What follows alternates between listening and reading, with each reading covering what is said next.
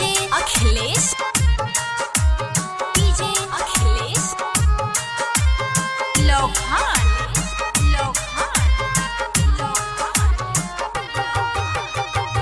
दुखावा के बादल योगी जी पर आज छैले हो भाई। दुखावा के बादल योगी जी पर आज छैले हो भाई। उन तोर पाप के दुनिया से भइले विदाई। उन तोर पाप के दुनिया से भइले विदाई।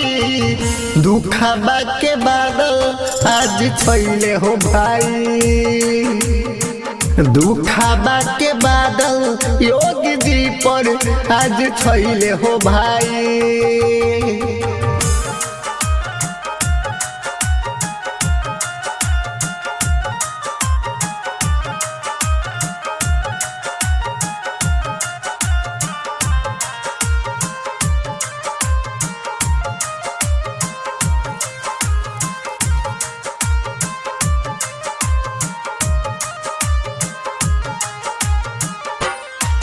पिता के अर्थ के योगी जी ना कंधा दे दे पाई। जनता के सेवक बन के कोरोना युद्ध में फर्ज निभाई।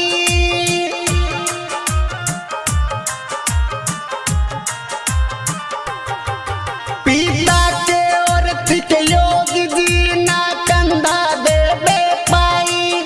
जनता के सेवक बन के फर्ज निभाई। जनता के सेवक बन के कोरोना युद्ध में फर्ज निभाई।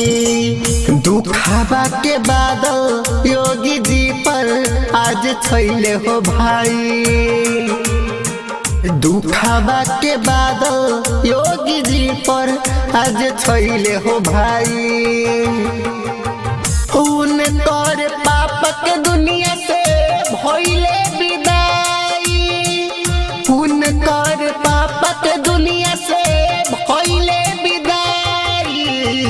दुखावा के बादल आज छैले हो भाई। दुखावा के बादल योगी जी पर आज छैले हो भाई।